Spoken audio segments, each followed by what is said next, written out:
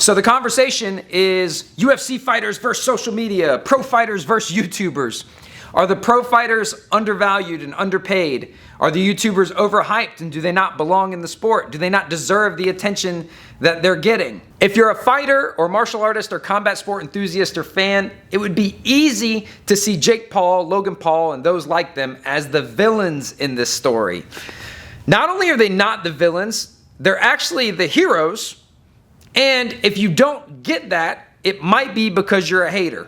But wait, look, I understand it's frustrating, I understand it's uncomfortable. I'm not presenting to you the world as we would like it to be. I'm presenting the world to you as it actually is. And social media is reality. And if that sentence really chaps your ass, remember, nobody cares what you think.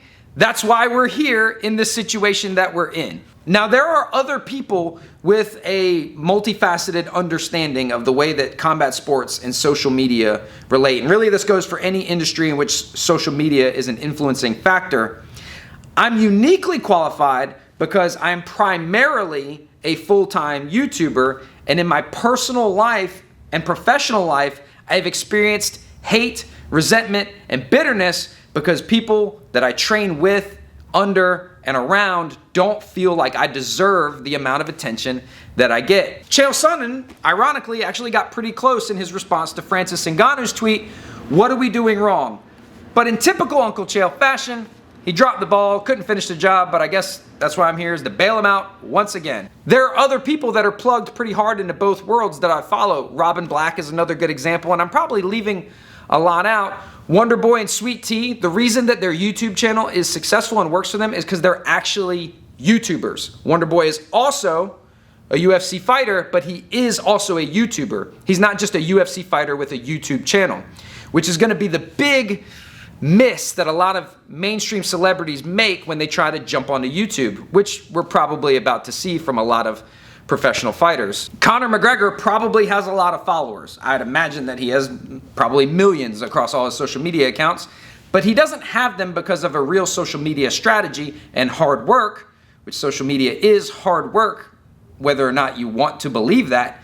He just has them because he's Conor McGregor, which answers the question of why a social media influencer's audience is more loyal than a similar number of followers that follow a mainstream celebrity.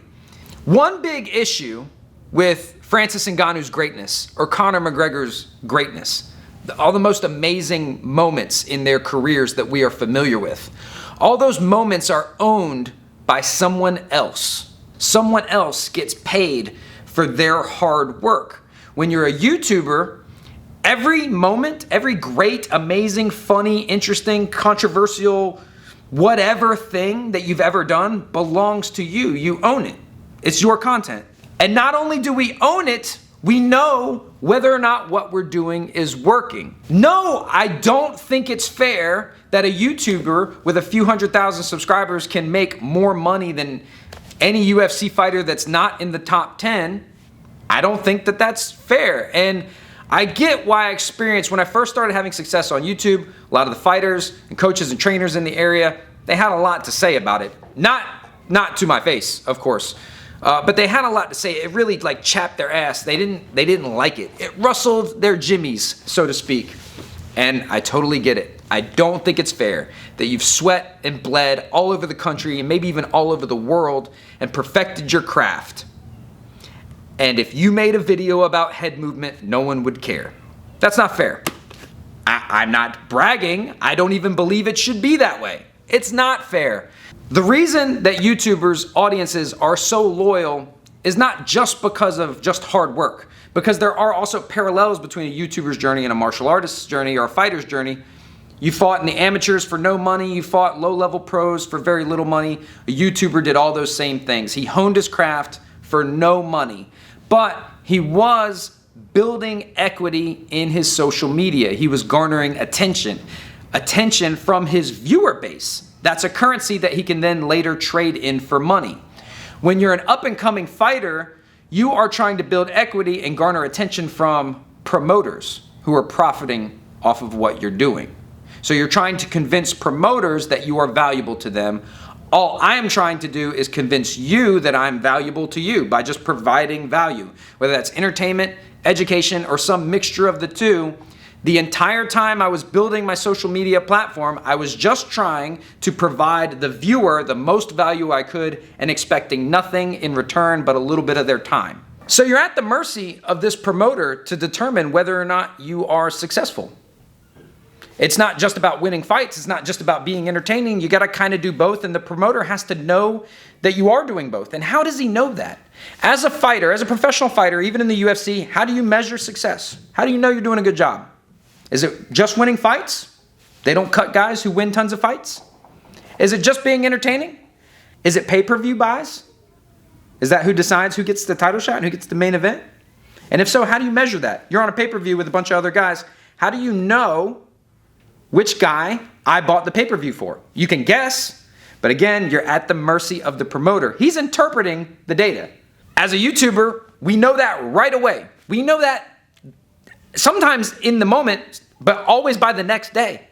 I know whether or not a video I did provided value for my audience. I know whether or not I did a good job making the thumbnail, making the title, making the intro. I know right away because I have analytics and data. Social media influencers that promote UFC events get a little link. And if you click that link and buy a pay-per-view, they get a direct kickback. Social media influencers know how many pay-per-views they personally sold. And the UFC compensates them for it. Do fighters have a similar method? Do you know when I buy the pay-per-view? Does it know who I was tuning in to see? So as a YouTuber, there's no gatekeeper or lane enforcer or a guy telling us what we're worth or what we're capable of. We just get to make stuff, and if people like it, they like it. That's one of the upsides about being any kind of creator now. Record labels don't matter. Movie studios don't matter. If you make something funny or cool or good or interesting or smart, people will consume it. Fighters, to make their money and build their brand, need someone's permission. They need a promoter to put a fight together for them. So now, what's the solution? Oh, a bunch of fighters hop on social media, right? They're going to go hard on social media. Well, they're going to fail. Doesn't make any sense. They're going to fail because now they're chasing money. When YouTubers got good at being YouTubers, they weren't chasing money. I wasn't getting anything for it. When you got good at fighting, you weren't getting anything for it. That's why you got good at fighting. Once you start chasing after the money and trying really hard to make money, you don't make as much. I always tell people, you want to know how to make money on YouTube? Don't try to make money on YouTube. Just try to make people happy. Just try to provide value. You learned how to fight when you weren't getting paid for it. That's how you know you're good at it. But now you're trying to learn how to promote when money's on the line, when this is your livelihood. It's not going to work.